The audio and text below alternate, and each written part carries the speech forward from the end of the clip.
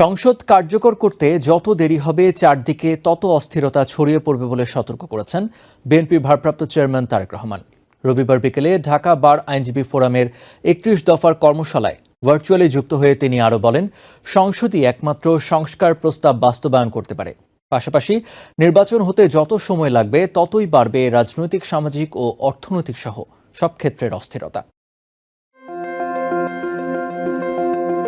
রাষ্ট্র সংস্কারে বিএনপির ৩১ দফা নিয়ে সারা দেশে চলছে প্রশিক্ষণ কর্মশালা। রবিবার কর্মশালার আয়োজন করে ঢাকা বার আইনজীবী ফোরাম। এ সময় ভার্চুয়ালি যোগ দিয়ে বিএনপির ভারপ্রাপ্ত চেয়ারম্যান তারেক রহমান বলেন, রাজনৈতিক অস্থিরতা থাকলে কোনো সংস্কারই কাজে আসবে না।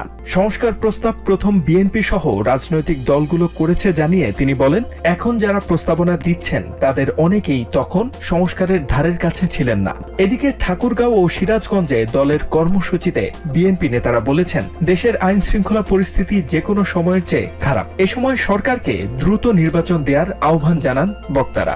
নির্বাচিত সরকারই জাতীয় সংসদে রাষ্ট্র সংস্কার নিয়ে আলোচনা করবে বলে জানান বিএনপি নেতারা।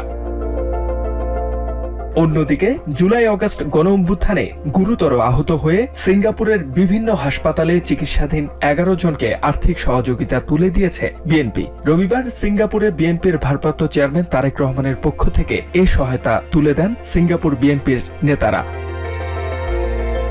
অনুষ্ঠানে উপস্থিত ছিলেন সিঙ্গাপুর বিএনপির সভাপতি শামসুর রহমান ফিলিপ, সিনিয়র সহ সভাপতি আশরাফুর রহমান খান রবিন, বাংলাদেশ জাতীয়তাবাদী যুবদলের সভাপতি আব্দুল মোনায়েম মুন্না সহ আরো অনেকে। HM. Ataullah, TVN 24 news desk. New York থেকে সম্প্রচারিত টিভিএন 24 টেলিভিশন বিশ্বজুড়ে বাঙালির কণ্ঠস্বর।